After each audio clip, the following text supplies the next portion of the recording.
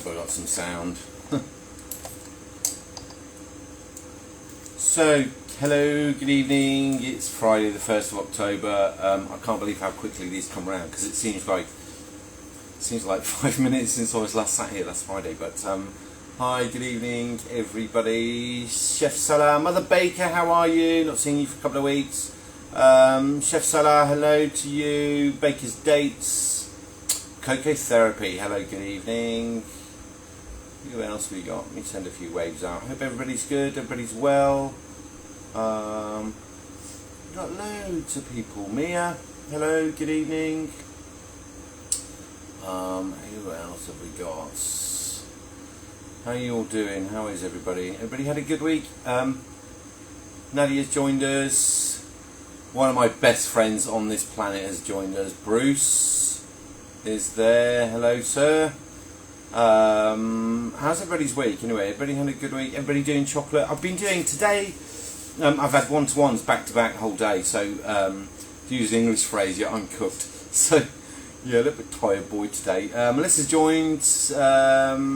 Chocolate Escapade, hello, how are you? Susie Floozy Cakes, hello again. Mother Baker saying I'm better than I was. I had a few bad weeks, the usual, as you can guess. Yeah.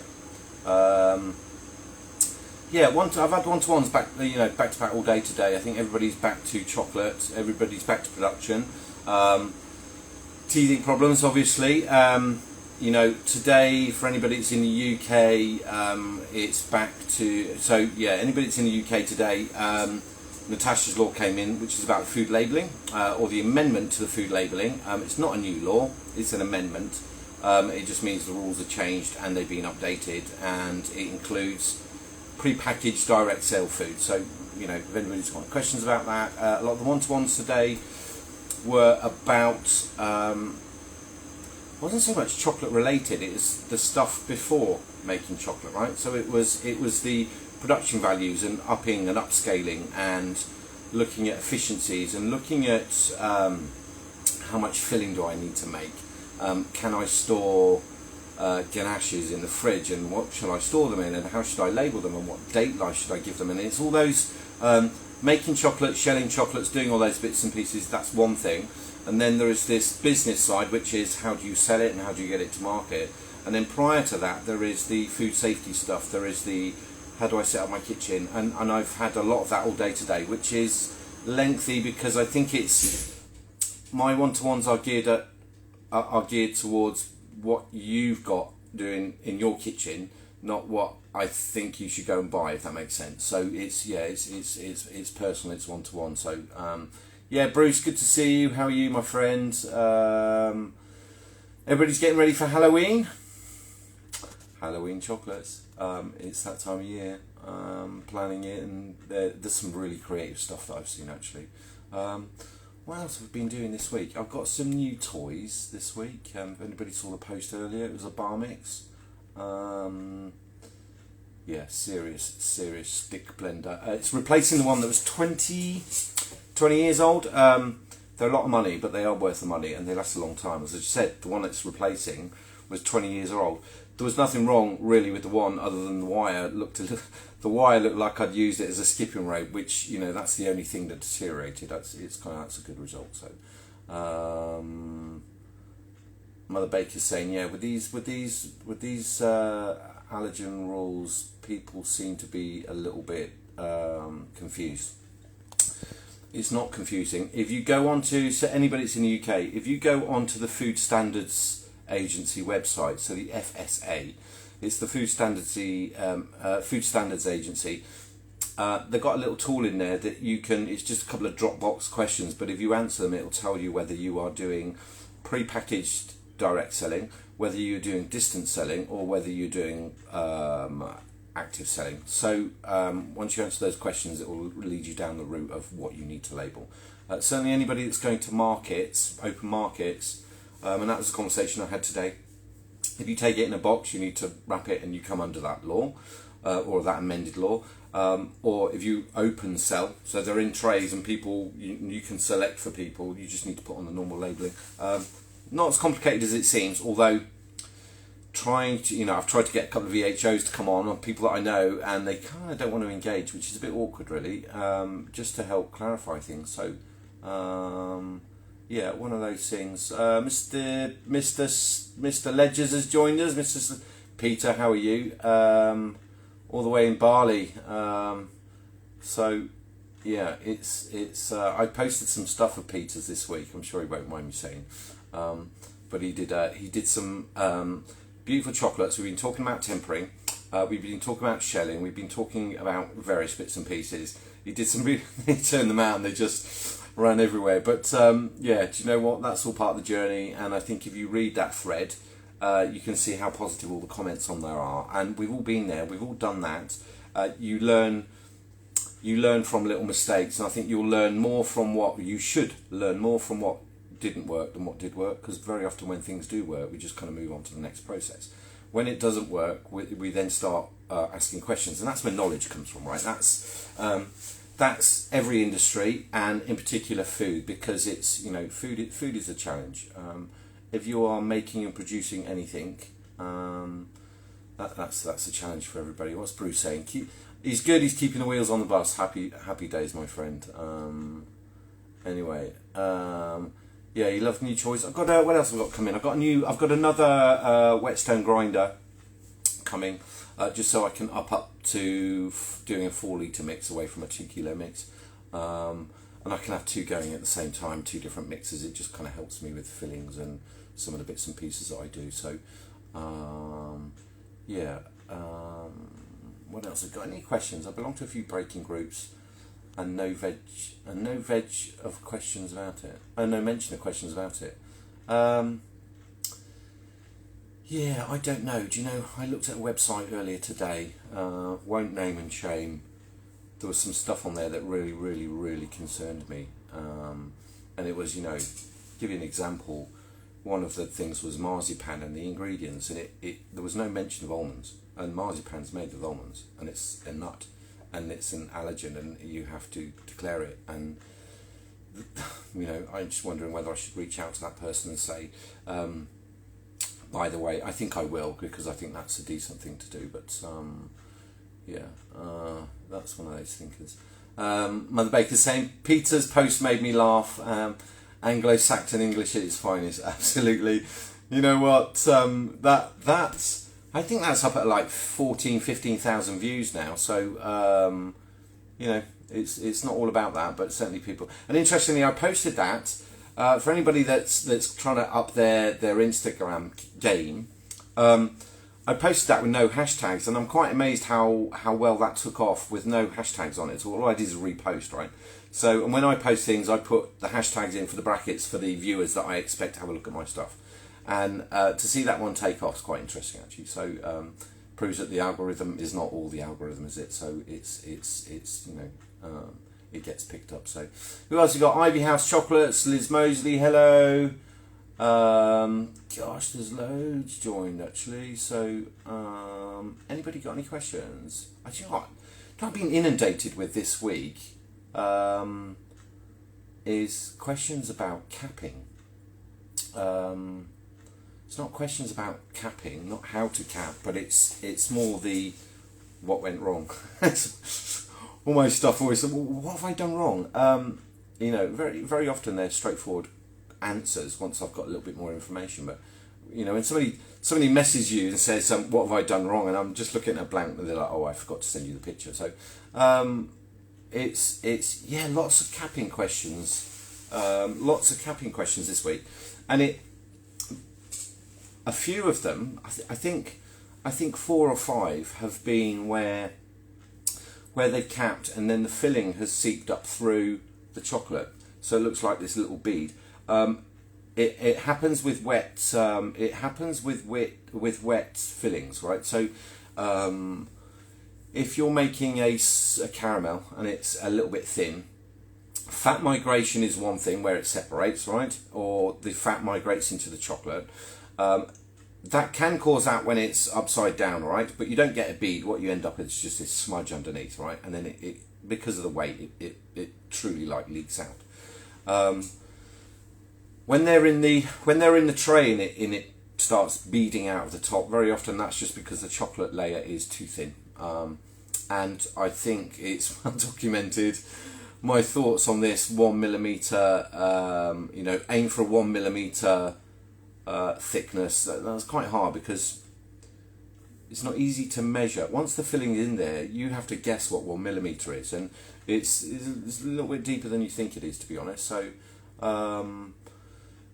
that's been a common thing this week. And the other one was lots of questions about why have my shells cracked, and that is if you shell the chocolate before you put the filling in, you notice that they've cracked. That is too cold. They're just retracted too much, or people twist the tray. If you start twisting the trays too much, you're going to break the shells. When the chocolate's tempered, when it's well tempered and it goes brittle, because that's what we're looking for when they temper. When it's brittle, if you twist the trays too much, you're gonna crack them, and they will come apart. Chocolate, even when it's set, moves microscopically, but it does move. So the tiniest little crack in one edge, it will just start kind of curling under, and before you know it, you've got, you know, you fill it and you cap it and you turn them out, you get like a ninja donut splits in half. So, Mother Baker, what can I use for edible blood in my bonbons for kids, please? Any suggestions? You know what? I would do a caramel and I colour it, because caramels can be quite liquidy. You can make them liquidy. If you're going to make them really liquidy, I would suggest you do an acetate top to cap them, or if you don't want to do an acetate top, put the caramel in, coloured, right? And it's that time of year, isn't it? Halloween. You kind of expected to colour things quite gregariously and quite, you know, in your face, greens and reds. But I would do a caramel, colour it down a little bit, leave it quite liquidy, and then if you spray, once that's set a little bit, right, if you spray the top with cocoa butter, let that set. That will set almost on contact. That will just give you a little bit of a stable shelf just to be able to cap with chocolate. Other than that, you know what, you can do a ganache that's very, very runny. It's not a problem at all to do a white chocolate ganache. You know, if you did 1-to-1 chocolate to liquid, you're going to get a ganache that isn't going to set, but it'd be very, very liquidy. 1-to-2, you'll get a little bit of firmness. 1-to-2 with white chocolate and colour it down. It's perfect. Make sure you use a fat soluble colour. Otherwise, you'll blend it in and you'll just get no colour there, and you'll add more and more and more, and then the more colour that you add to it, you're going to start changing the flavour of it, and that's kind of not nice. So yeah, Mother Baker, give that one a go. You know what, keep it simple, don't make it complicated, don't start inventing things. If you know it's going to be a short life on the chocolate, there's nothing wrong with putting something that's like a creme patissier in, but maximum 3-day shelf life. And I think when you make them, store them in the fridge, serve them, and that will give you a liquid centre. But what you can't do is store those for weeks. That's, you know, putting a creme pat custard type thing, you can do it, but you're not going to get the shelf life on it, and you'll find that there'll be, you know, it'll be plagued with mould and bits and pieces by the time you get to day 7. So you know, that's a challenge. Jelly, somebody's mentioned there. Yeah, you can put jelly in, not a problem at all. You need it to set, because if it doesn't set, you're going to get the migration of liquid through the chocolate, or it will dissolve the chocolate shell out. And if the chocolate shell is very, very thin, if you put jelly in and it's too liquidy, the water that's not bound in the gelatin, that's going to go straight through, and you're going to end up with something you're not happy. Well, you're going to end up making something double, because the first batch you can't use. If that makes sense. So somebody says, I'm not sure if you have Jello here. Mother Baker, I think in America they call it Jello. Over here we call it jelly. It's set with gelatin, set with agar, set with iota, set with gel and gum, whatever it is that you want to do. You can make a jelly set with pectin if you want to. So slow set pectin, not fast set pectin. What other questions have we got? Sometimes my bonbons get stuck in the mould despite proper tempering. The answer to this one is, if you do really good tempering, but you don't have the right colder conditions for it to retract fully, it will stick in the mould, alright? It sticks in the mould for a couple of reasons. One, the tempering, it hasn't retracted. Two, they are held in with vacuum. Let me grab a tray. So, they are held in with some kind of vacuum as well, right? So you put the chocolate in, you fill them, and you cap them. If the cap isn't, if you haven't scraped enough chocolate off the top, that's going to hold them in. If they haven't retracted, you'll be able to see when you look down the top of these. Couple of ways you can get around that, and that's to put it in the fridge. Put it in the fridge for 10 minutes, come back, have a look underneath. Don't turn them upside down. Have a look underneath like that, otherwise you'll end up, we're going to call it a pita, right? But like if you look at it like that, they'll just drop out and shatter everywhere. So if they're not releasing, put them in the fridge for 10 minutes and then have another look underneath, see if they've retracted. You might be able to tap them out. Alternatively, if they're really being stubborn, put them in the freezer. It will retract, but any shine or anything you've got will have disappeared. The problem with putting it in the freezer, freezers are very, very wet. A lot of moisture in a freezer, so much more than a fridge. So when you put them in the freezer, you might end up with condensation on the cap, and you don't want that, because then you're going to get sugar bloom. Right? So sugar bloom's not the end of the world, and it will wipe off. But the less time in the freezer, the better. But yeah, 5 minutes, have a look and see if that will tap them out. But they do get stuck. It does happen to me. I've got a couple of moulds. I've never marked them. I'm always meaning to say, like, I'm just going to saw the edge. Of the 40 or 50 of these that I've got, there's one or two that they always get stuck in here or here, and you know, it doesn't matter. I can have clean crackouts and there's always one left, and tiniest little tap and it drops out. I don't know what that is. Maybe an imperfection in the mould. I don't know, but yeah, is that Shreya? So yeah, give that a go. Just a bit more cold temperature. But when you do your shells, you need to get them into a position where they've crystallised, then into the cold, so that they retract fully. Then you can fill them, then you can cap them, then you can turn them out. So so what's the next question we got here? I'm using ruby chocolate. Do I just treat it like white chocolate? Yeah. On the edge of the pack, there'll be the the tempering guidelines. That's set by the manufacturer. There are many white coats in labs that work all this stuff out for you. Follow that. That's the curve for their product. Treat it like a white chocolate. I'm not a fan of ruby chocolate. I'm not gonna lie. I tried it. It wasn't really for me. So my favourite right now is the Calibut Gold. Yum, yum, yum, yum. I can't help myself. I cannot help myself. Can I ask for something? Praline Boutique. Yeah, that's the whole idea of this. You go for it.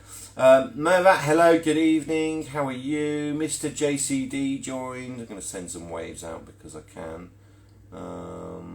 Praline Boutique. Yeah, go ahead. What's your question? Go for it. How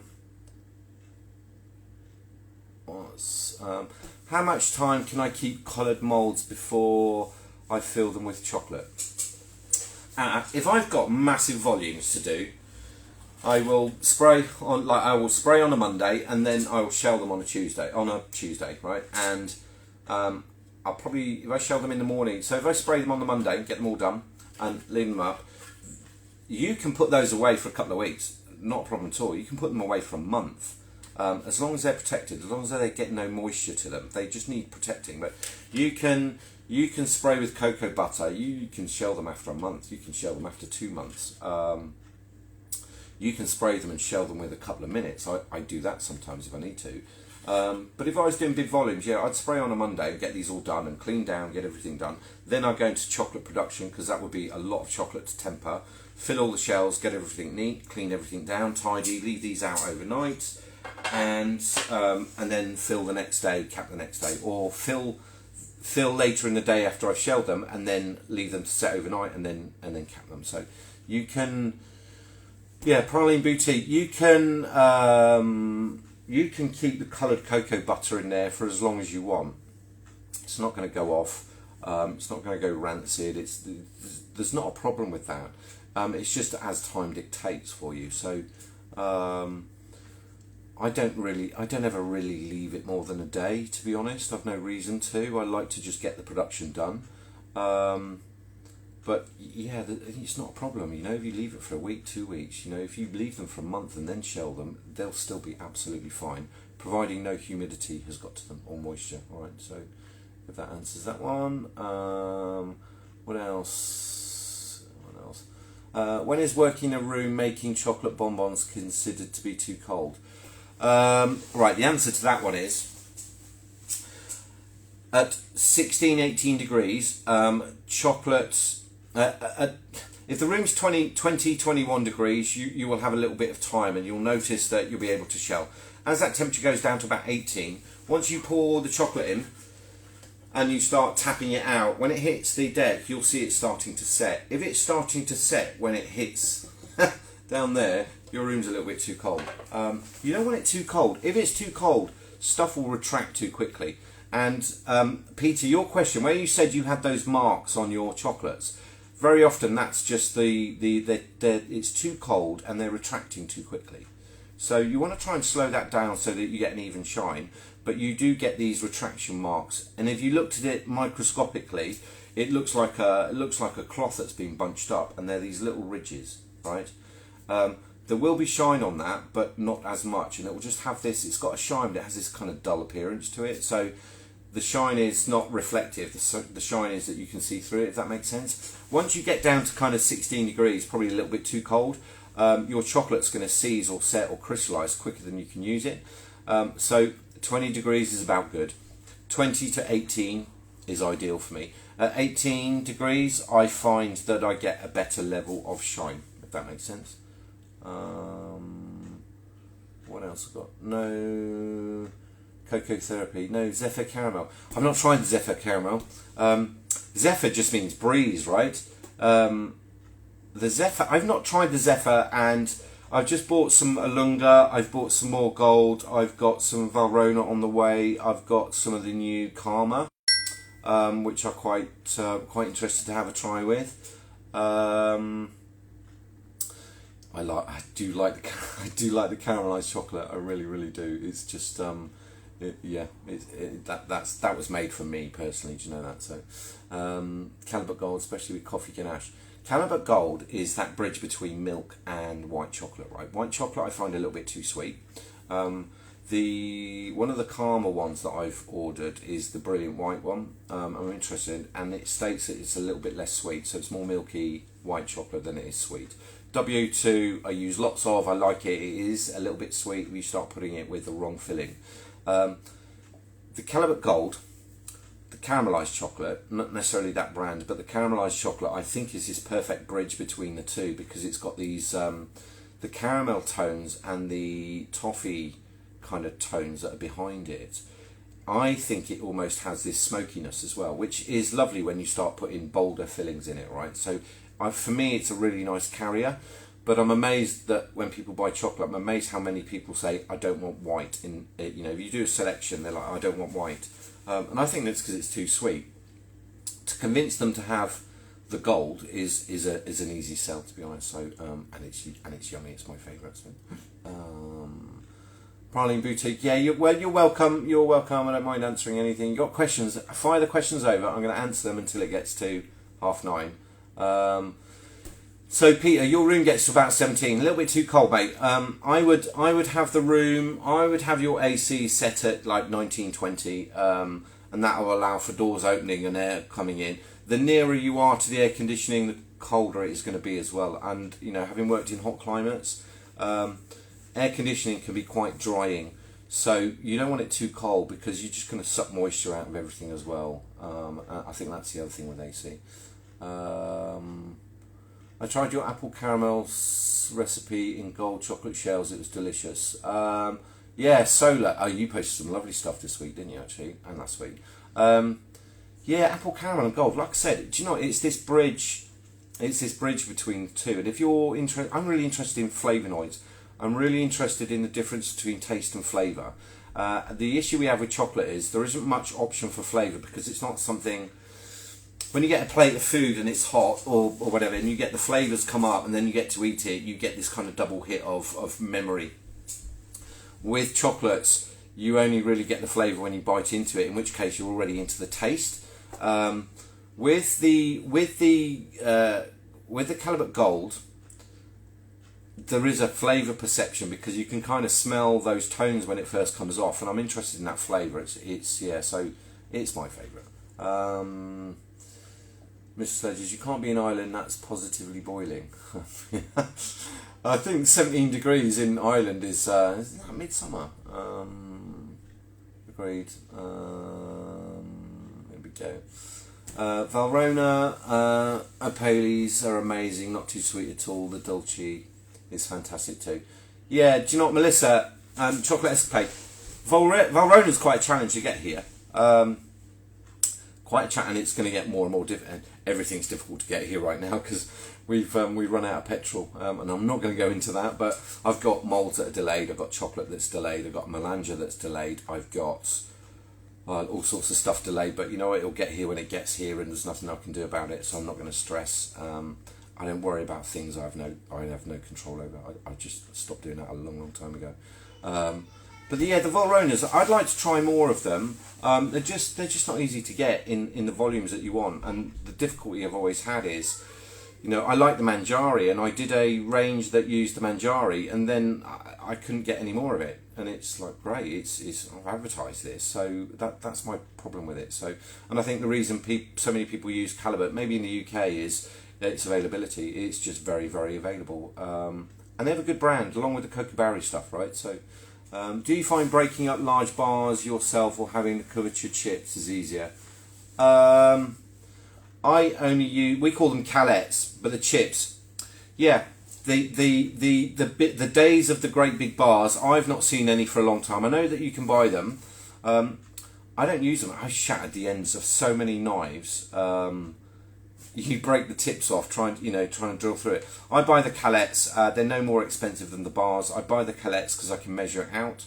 I temper with seed or I temper with micro. It's just more efficient for me. The one thing I do, and the one thing I have started doing, is when you get the chocolates. I've got one under here. I've got an empty one under here. No, I don't. When you get the chocolate and you break the seal on it, and it has this kind of Velcro-y tab, right? Once you've opened it, put that into a Ziploc bag.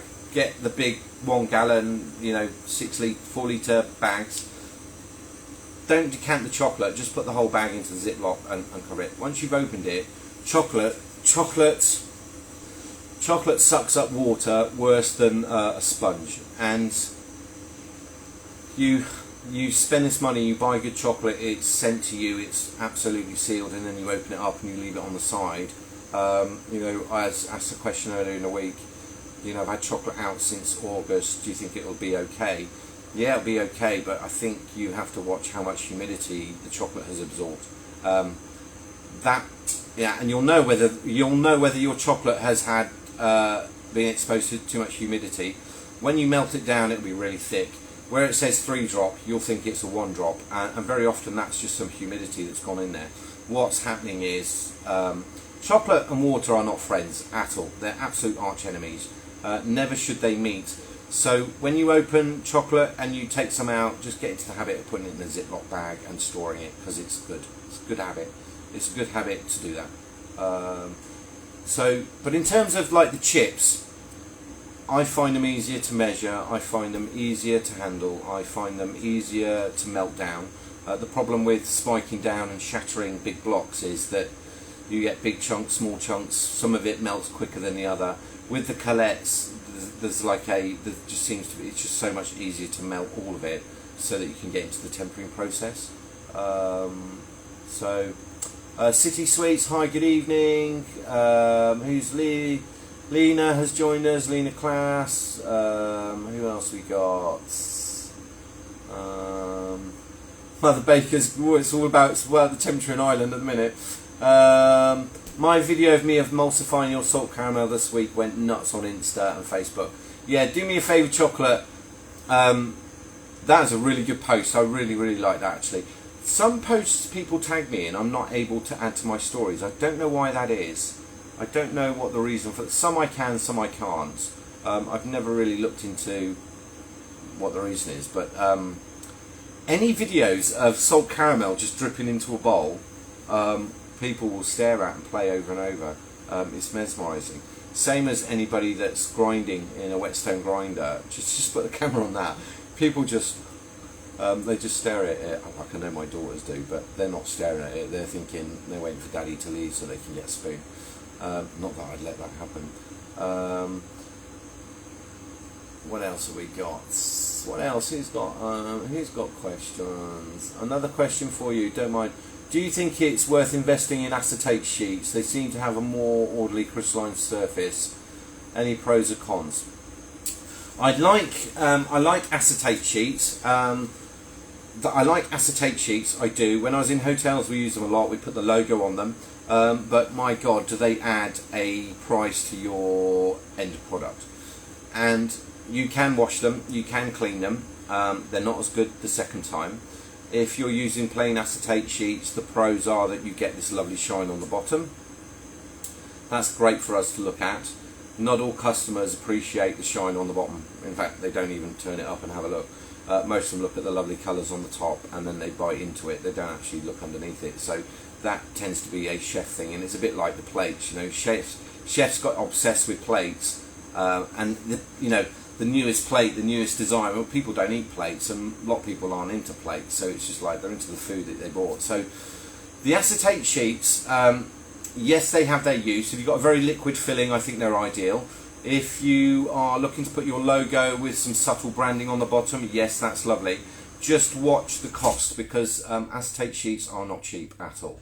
And the higher the micron goes, the more expensive they get. The higher the micron, the better the sheen and the better the structure you're going to get when your chocolate crystallizes. But as I said, they really do add a price onto your finished bonbon, and I'm not always convinced that the customer knows, right? So maybe if you do one or two of your range, that's fine, but if you're going to do all of them, I think with the right capping technique, you can get a lovely finish. And there's a couple of ways of doing that, just on the subject of capping. One of the ways is, if you filled your shells, they've crystallized. So one of those is take the melted chocolate that's like 33, 34 degrees, put that on and give it a scrape, leave that aside, let that crystallize, then go again with tempered chocolate, tiny amount, smooth it over and give it a really, really good scrape. Leave that one at room temperature. As that starts to crystallize, pop it in the fridge for a couple of minutes and just look at that. That will give you a really lovely finish. I think it's down to, Peter, whether you want to invest that. Acetate is expensive. It's no better or worse than having a really good capping technique, but it will add an expense. And anybody that's doing this to sell them, if you're doing it as a hobby, not a problem at all. If you're doing this to sell, you need to keep your individual item costs down so that your profits are up. Because if you ain't making money, and this is how you earn your money, you're gonna have a problem. And it's already difficult now with packaging, and packaging is half the price of your chocolate. No, it's the same price as your chocolate, if not more. So on top of that, we've got labels and ribbons and all cushion pads, and it starts adding up and up and up and up. And you look at chocolates and say, well, I can produce these for 25p each. I'm going to do 10, £2.50 cost. Then you wallop the packaging in, and suddenly it's £9 cost. And you want to sell them for 20, and you're like, I'm not making any money. So that's the consideration with that one. So what else have we got? More questions. My issue with bars, I bag my chips in a separate bags by a few pounds so not to have humidity. Yeah, do you know what? Bag up the chocolate. You don't need to decant it out the bag. You just need to put the bag in a Ziploc. And do not store chocolate in the fridge. Do not store chocolate in the fridge. I'll keep saying this over and over and over. Do not store chocolate in the fridge. I ordered my micro and it has melted to one solid piece when it arrived. Is it ruined or can I save it? Right, this has happened a lot. If you've got an option to return it, right? If there isn't an option to return it, grab yourself a microplane, put a tray in the fridge so it's really, really cold, take the tray out of the fridge, get your block and grate it. The micro, all it is tempered cocoa butter that's been shaved, right? So it's almost dust, so that it melts into the chocolate really easily. So look, if you've got an option to return that, I'd return it, all right? I think that for whatever reason, as soon as it kind of gets above 16, 18 degrees, that just sets as a solid block. It does happen. Also, if you get a hole in the top of it, it sucks up moisture like you can't believe. But yeah, if you've got an option to return that, return it and ask for a new one and show them the evidence. If not, you can grate it, but you're not going to get the same effect because it's out of temper. Does that make sense? But I'm sorry that's happened, and that has happened to me. So, what else we got? What else we got? Loads of people joined now. Who else? Let's say some hellos out there. Who we got? Mellow Pastries joined. Hello. I can hardly read some of these. It's my first day with a new tongue, isn't it? Chocolate's joined us. Ali Uevra.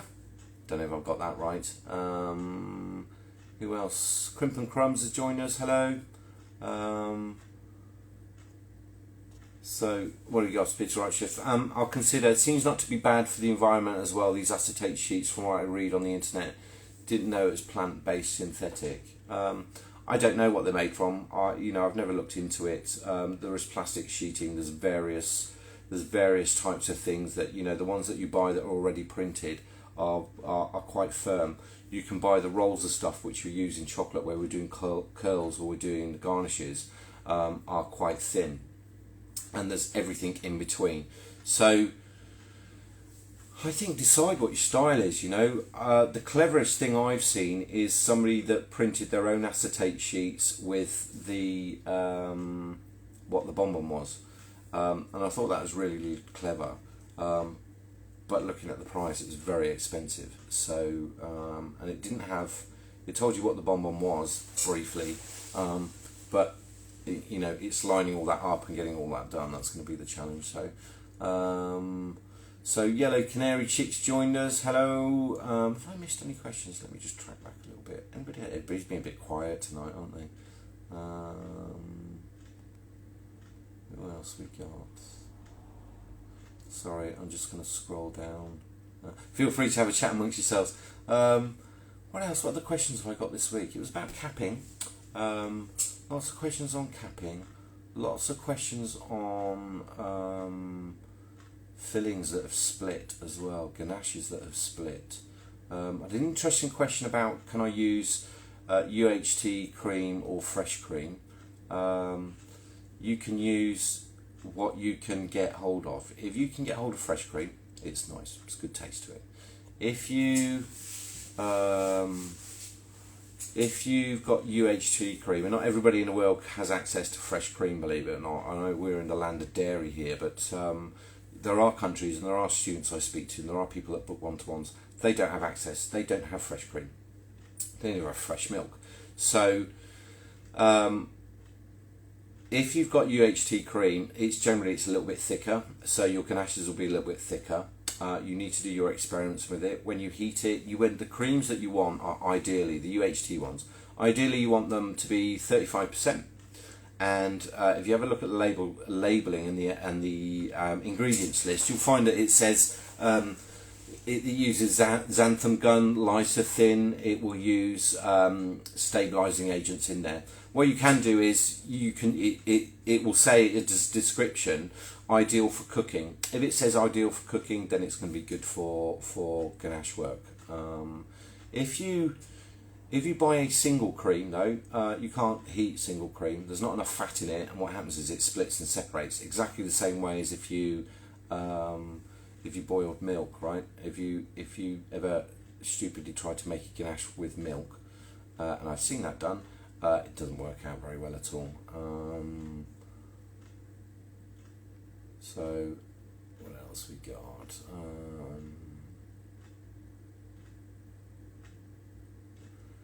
So Mother Baker, I use transfer sheets that come from Belgium, and the price skyrocketed. Yeah, it does.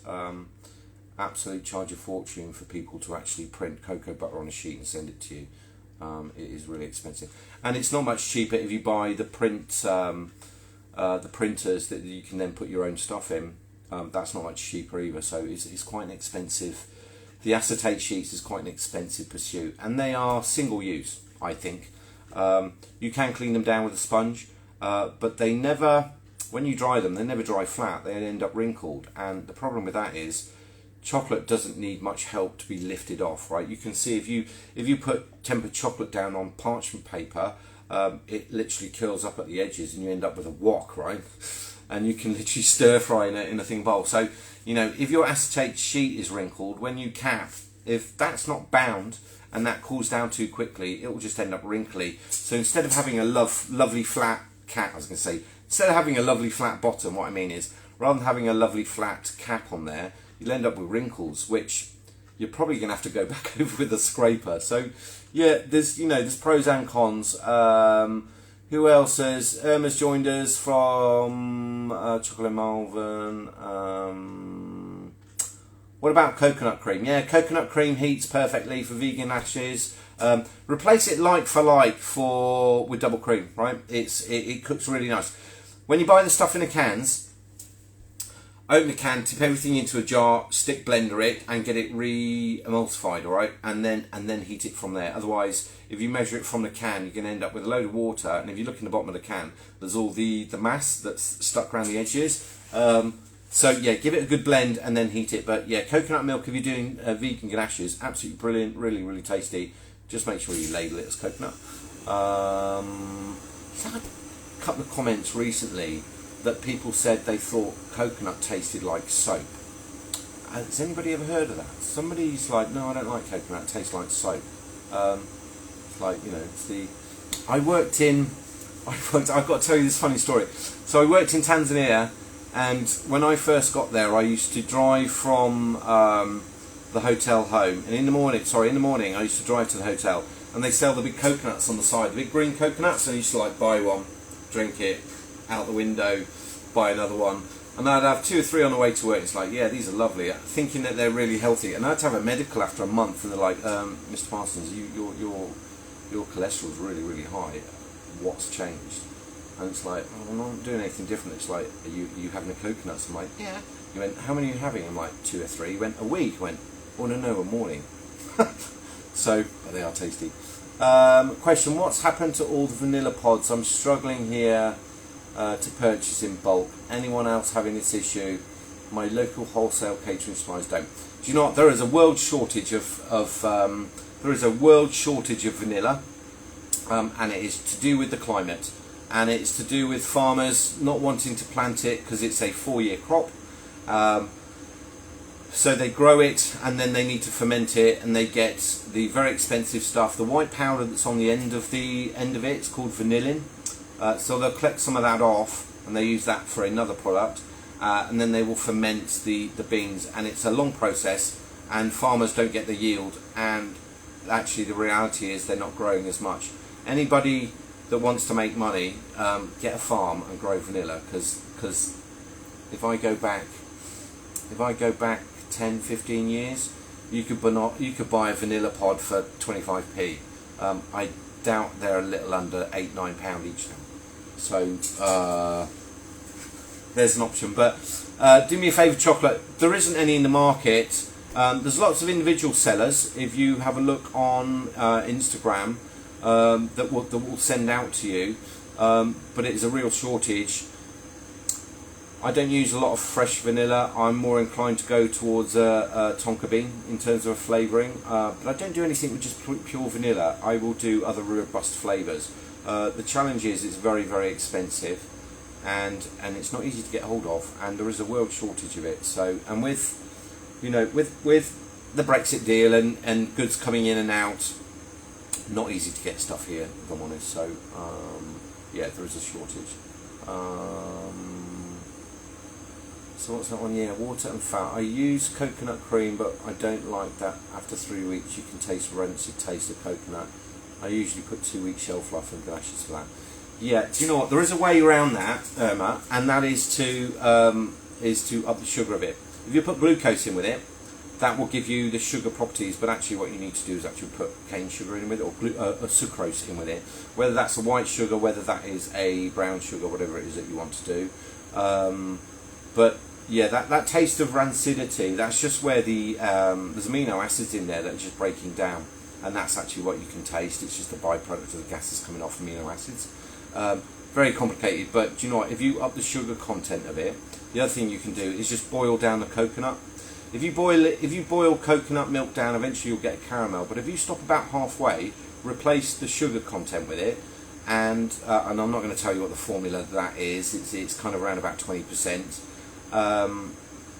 That will give you a bit more shelf life on it. But yeah, real coconut milk, that's a problem. So Mother God, not surprised your cholesterol's. Yeah, do you know what? I was having those coconut. I was having like 2 or 3 in the morning. When I'd get to the hotel, it's like, do you want a coconut? Yeah, I'll have a coconut.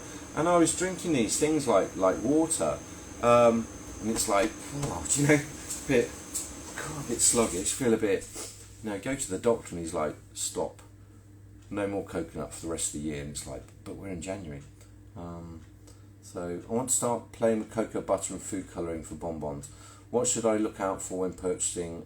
Cocoa butter is good, powder or oil-based food colouring. Right, cocoa butter. Get a lot of questions on this one. If you're going to make your own colours, you need, the general formula is 10% colour to cocoa butter. So let's do a 100 gram mix. You would do 90 grams cocoa butter, 10 grams of colour. If you wanted to add titanium dioxide, you do 4% of that end mix. So it'd be 4 grams on top of the 100. If you're the colours, now one of the biggest shout outs I get is when I do the one-to-ones is, can we do the colourings? And they show me something and you look at the label and it's like, that's not fat soluble colour. If you add water-based colours to cocoa butter, it will never blend in, it will separate. When it sets, it will bind. And when you melt it again, the colour will the water will all come to the top because the fat sinks.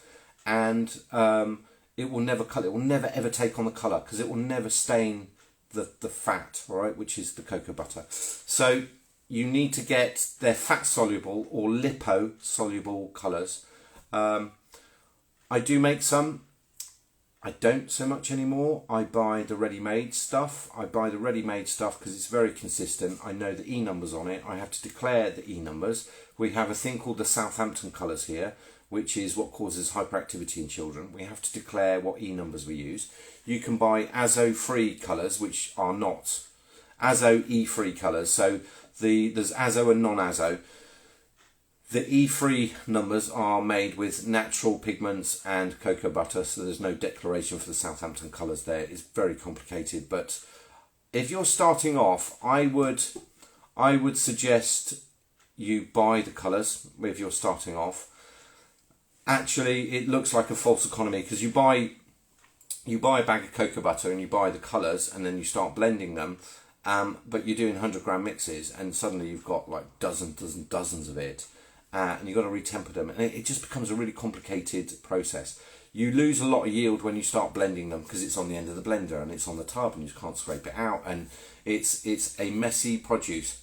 It's a messy product. The other thing is when you go to wash it up, you go and have a look at the colour you sink once you've washed coloured cocoa butter, and it gets on dishcloths, it gets on sinks, it gets on taps, and suddenly it's spread around the house like E. coli. So I would buy the ready-made ones when you're starting off, Peter. I think that's something to do much further in the future when you understand the palette colours, when you understand opacity, when you understand what you're trying to do when you want to accentuate another colour, or you want to dull down another colour by adding another colour in. So I wouldn't start making them yet. I think that's something to do in the future. There is a romantic notion that you make all your own stuff, but the reality is you don't. You don't make your own cocoa butter, you don't make your own colourings. All you've done is marry two elements together. There is nothing wrong with buying the ready-made stuff. And, you know, the brands that are out there are amazing at what they do. And they are absolute mixologists. They are scientists. They've got that down to a fine art. And it's very, very difficult to recreate some of those colours because they have a broader range of fat-soluble colours to work into it. So buy them, is my... somebody said Brexit. Yes, definitely. Any tips on using tonka bean in a gash? Yeah, tonka bean's lovely. They're banned in quite a few countries because they contain... I think it's formaldehyde. I think it has a toxin in it which is similar to... The name escapes me...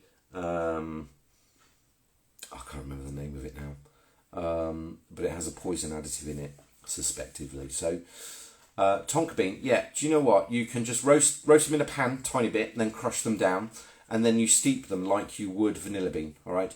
They're rock hard. When they shatter, they're very jagged edges. You can't blend them into something. You can't grind them into something. They are a flavonoid. So you treat them like you would cardamom pods or peppercorns or a vanilla pod. You shatter them down a little bit. You boil them in your liquid, and that will release the flavour. You do need to leave them to steep for a little bit.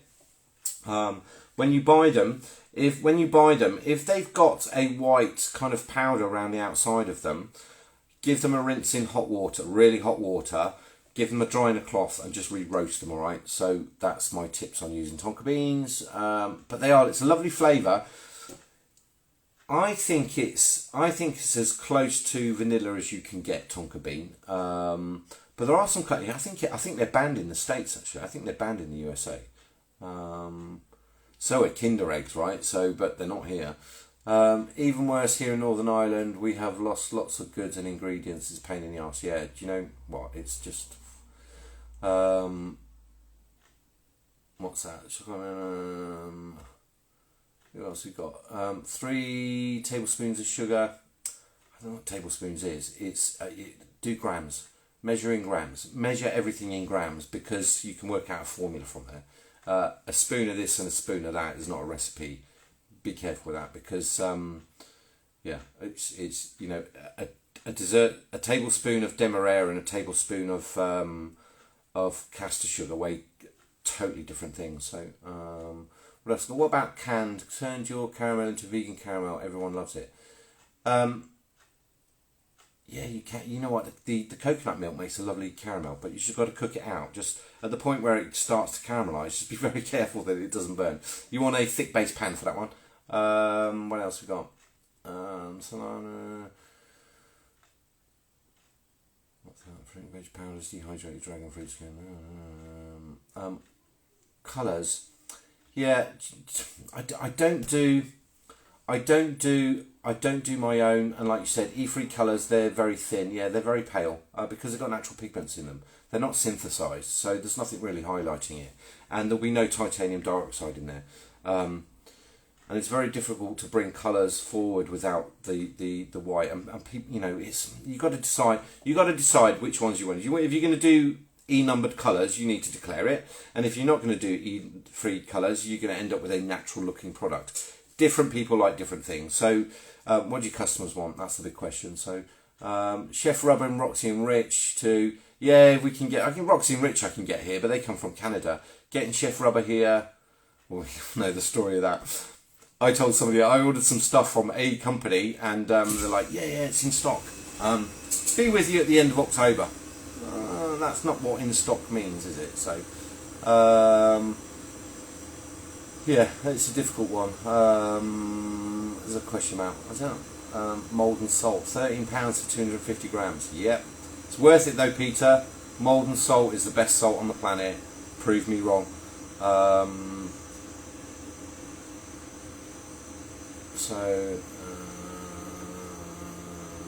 Didn't know you had to roast them. No, if you roast them, you'll get the oils to activate in them. So it's only a seed, right? It's not a bean, it's a seed. So yeah, you can if you roast them, you'll just get those flavours up to all that sort. So what else we got? What else we got? Chef Alat, hello, sorry I'm late. Absolutely fine, my friend, not at all. You got questions, fire them over. Who else? Use Droitwich salt. Is that nearly the same thing? I've never, sweet keto chef, mate, I've never heard of that. Droitwich salt, I don't know. I had, I think I said I lived, I owned a big hotel up in Malden, near Malden. I was living near Malden. It was just kind of next town along. For the life of me, I could not get Malden salt. I could get Cornish salt. You go to all the shops and it's, you know, and my wife's laughing saying, we live in Malden. There's no fucking Malden salt. She came home with this tub of Cornish salt. It's like, no, I'm not using it. I won't use it. But that's, you know, that's one of those things, isn't it? So I should apply for being a Malden salt ambassador. No, I like what I like. Malden is Malden's is famous the world over. There is a reason that they have a royal appointment. There is a reason that of all the salt producers in the UK, all the salt that's available, there is a reason that they have a royal appointment, and it's a family-run business. And if you get the chance to go over there and have a look at it and see that the process and how they do it, it's beyond fascinating, because they just look like these puddles of water. They turn these heat lamps on it, and these things literally just grow in front of you. And they clean it and they do all those bits, but it's got a lovely flavour and it's quite forgiving, as I said. If you sprinkle a bit too much Malden salt in your salt caramel, it's not going to be the end of the world. Other salts be an absolute disaster. Susie Floozy case. I opened the Crown Plaza up there when that rebranded as a Crown Plaza. At the time, it was the biggest Crown Plaza in Europe. Loved living up there. Bit Essex, really nice. Really enjoyed it. And I was down the road from Daniel Watkins, who is, you know, a guy on Instagram that is doing amazing stuff. He was at the Anchor at Hull Bridge. So yeah, interesting part of the world. I rather enjoyed it, actually. It was a kind of nice bit of the world. It was a very big hotel. It had an arena. We had sit-down dinners for I think it sat 3,600. So give you an idea of the size of the arena there. It was 800 bedroom, but the arena, yeah, dinners for 3,600. There was a kitchen on each corner. It was absolute monster. 7 kitchens, but that's how I earn my money. Any advice where to start looking at making chocolate bonbons? Any advice on where to start? Yeah, do you know what? Instagram, YouTube, my channel. I've got a YouTube channel, so there's some stuff on there. I'm adding more to it. I think you need to get a mould and you need to get some chocolate. You don't need to start buying all the expensive equipment. Have a look at some YouTube channels. Have a look at some stuff on Instagram. Get an idea. You don't need to do colouring. You can literally just do. You can melt the chocolate, pour it in, tip it out, fill it with some peanut butter and jam, cap it, and then tip them out and ask yourself, is this something I want to pursue? It's not a difficult thing, but it is very exact. Chocolate doesn't know who you are. It doesn't know what you're trying to do, but it does behave at a certain temperature in a certain climate, and it's not difficult, it's not impossible, but you do need to master some of the finer temperatures to try and get it to do what you want it to do, right? So, but where would I start? You know what, yeah, YouTube, Instagram, Facebook, there's pages, there's lots of groups, there's lots of us that kind of offer advice on all this stuff. If you know, I do the one-to-one training, and I do everything from people that have never ever touched anything before through to somebody today who's been producing for ages, who just wanted to do an update of their HACCP stuff, and just have another re-look. And I suppose, yeah, a little bit of peace of mind is like, am I doing the right thing? Have I gone too far? Am I not going far enough in terms of my due diligence and all those bits and pieces? And then coming up, you know, with current legislation, and am I doing enough for the due diligence and that? So I do absolutely everything in between. I don't do groups. I don't do, here's a recipe you can buy. I do one-to-one, and it works for me, and I enjoy doing it. So what mold brands would you recommend? I tell you what I wouldn't recommend, is going onto it's a Far East website that sells them really cheap, and the moulds are really thin, and when you try and twist them they shatter, and they're not very thick, not very polished. With the polycarbonate moulds, what you pay for is what you get. So if you buy cheap moulds, you are going to end up with a cheap product. If you get a decently priced, well-made product, well-made mould, right, they will last a long time. And I've got some of these that have been with me 4 or 5 years, and they've been used hundreds and hundreds of times, and they're still absolutely fine. So the moulds, you know, again, have a look. You know, there's lots of stuff on YouTube. There's lots of stuff on Instagram. Give me a shout if you want to do some kind of one-to-one stuff, and I can talk you through that. So other questions: what do you suggest to do in October? I am making all Advent chocolates in 2 weeks in November. I'm really worried. I think we've answered this one before. Nothing wrong with freezing at all. You know, you need to pick how many you want to make, and that's if it's 60 calendars. As long as you've got the kit to do 60 fillings, that's your aim. Don't say, well, I'm going to do 60 calendars, but I've done chocolates for 80, or you can do 60 calendars, but you only made chocolates for 30. You need to plan this and kind of stop other production. Hit that one mark, because they're a big price as well, calendars, right? You can't really afford to get them wrong. I saw somebody today that said, like, I've got 24 fillings, right, for their calendars. Like, why? Why? Do you know, just the labelling on that is a nightmare. The due diligence on that is an absolute nightmare. 6 fillings. 6 fillings that got a 4-week shelf life. Boom, done. They need to be, I'm not going to say Christmas flavoured, they need to be winter flavoured, alright? Don't make it more complicated than it already is, Irma, alright? Just calm down on the number of fillings. You can't do everything.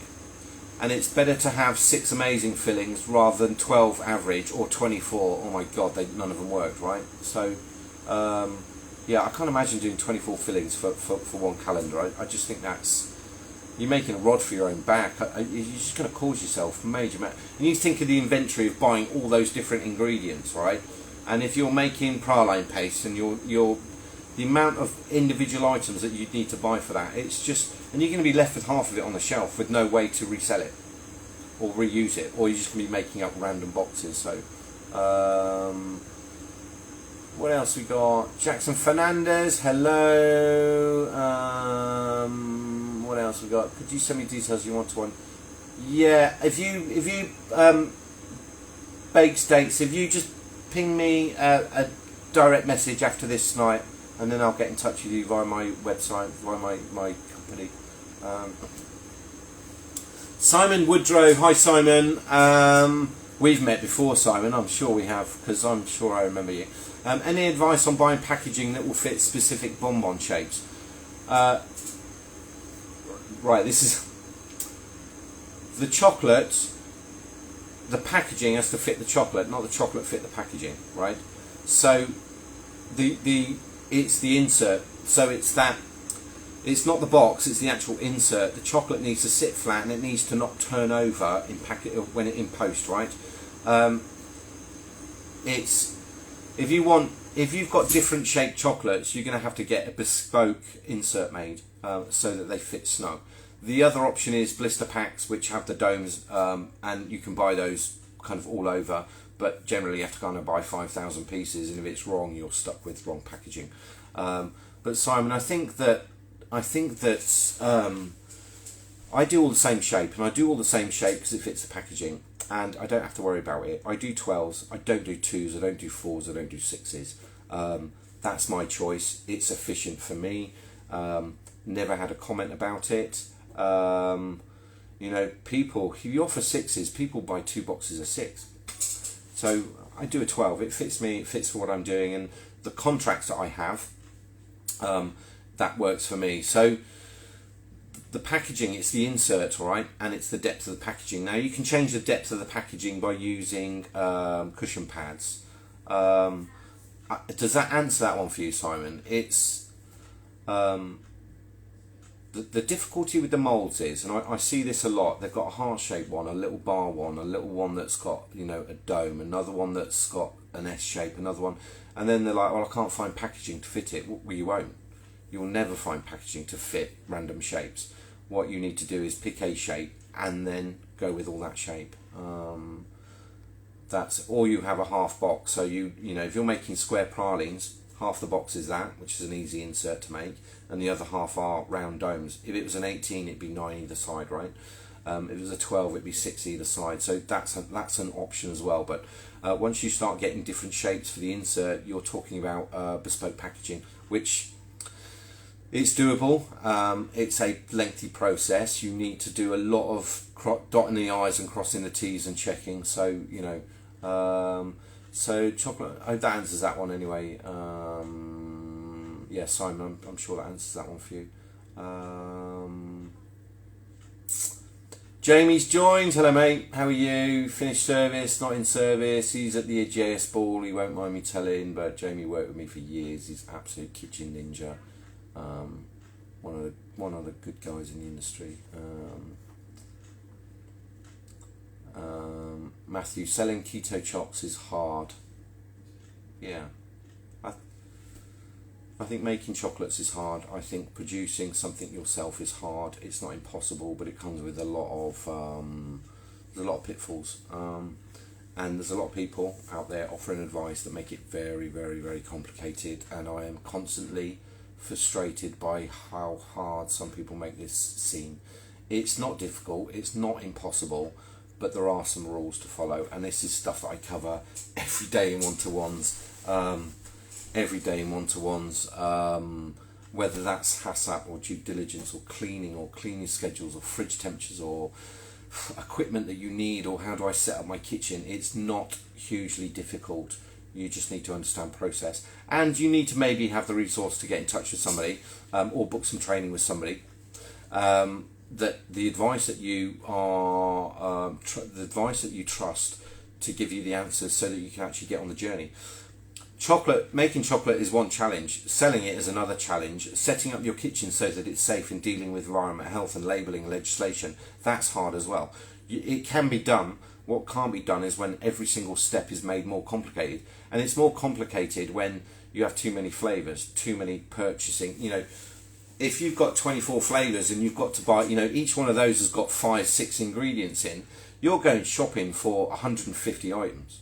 All right, maybe the cream is similar, maybe the glucose is similar, but you start mixing nuts with another thing and you've got allergen, and now you've got handling issues, and it's just how do you want to deal with that? If you change flavours every month you're going to have to update some kind of details, and it's how efficient you are with that, and the good programs you got. Nicole Chocolatier, hello Nicole, how are you? The apple caramel was fabulous. Yeah, happy days, I saw that. Jamie, thanks chef, how are you? Yeah, legend. Jamie, have you started work up there yet? Let me know. So the apple caramel was fabulous. I'm going to take those recipes and I'm just going to put a new picture in them because somebody said they're really hard to read. Maybe, but I was using a program that I was using. So what I might do is just retype those and then re-put those up. So if you see those pop up on the stories, it's just because I need to load it on there so I can load it into highlights. That makes sense? Right, who else? Ivy Chocolates, you're welcome. Who else has got any questions? Anybody else want to ask anything before I do a runner? Because I've been here an hour and 5 minutes now. Last week's one, just so you know, it didn't allow me to save it. So I had to download a different program so that I can get that back up onto YouTube. So I don't know what's going on with Instagram, but we used to be able to save all the lives to your phone and then you could load it back up again. Now it just saves to Instagram, which is a bit of a, I don't know. In Instagram, the whole thing is just changing in a minute. Who knows? Anybody got any more questions? Everybody listen to me drone on enough now. What else? No questions, but interesting chat and good to see. Thank you. Have a fantastic weekend. Coco Therapy, thank you for joining. Have an absolutely amazing weekend. Thank you, everybody. Melissa, Chocolate Escapade, have a good weekend. Everybody, Nadia, hope I answered some questions. You're all a little bit quiet tonight, weren't you? So, I will catch you all next week. These come round so fast, don't they? Peter, thanks for joining. Nadia, thanks for joining. All of you guys. If you've got questions, ping them over in the week. I will do another one next Friday. I didn't have a little squirrel come and join me tonight, so which is Miss Tiff's Caramel. You were there and you were quiet all this time. Matthew, Sweet Keto. I still want to try and catch up, mate. I know that you're proper busy, and me too. I'm literally like I'm absolutely cooked today. It's just been back to back one-to-ones the whole day. So Matthew, yeah, I'd still like to try and catch up on that. I'd love to talk to you about that subject. Whether we record it, up to you, but out of my own personal interest, I'd really like to, anything to do with the what do I call the food safety bit. But yeah, Matthew, Sweet Keto Chef. Sorry about last week, mate. I felt really, really bad. just gremlins in the system, right? But Miss Tiff's Caramel, Miss Tiff, if you've got, I'm going to go in a minute. Miss Tiff's just joined us. If you've got a question, fire away. Is Miss Tiff going to ask us a question? If not, I'm going to get out of here. But if you've got any questions, ping them over. Somebody just wrote something down about inbox me, reference HASAP. Yeah, ping me a favour, mate. Ping me a message over on that one. The other thing I didn't mention last week is when I did the passion fruit recipe, I put on there for the Mental Health Foundation. It raised £118, so thank you to absolutely everybody that donated. It's for a worthy cause in our industry, and mental health in hospitality is I think it's in the UK it's ranked 4th worst, and it's mental health in hospitality is ranked up with firemen, doctors and army. So that money's gone off to a very good cause, and I tagged it onto that recipe, and I put I put a small amount that I wanted to raise, and it was all very well received. So thank you everybody that took the recipe. So interestingly, something like 980 people saved the recipe, but there were about 20 that donated. So maybe I'll run that again another time with another recipe, and we'll see how we go with that. But none of that went to me. I don't need charity. I'm just trying to help and do good things. So everybody have a lovely weekend, and I will see you next Friday. These come around so quick, so it's only been a couple of days by in reality. But have a lovely weekend, everybody. Thank you for joining. Take care.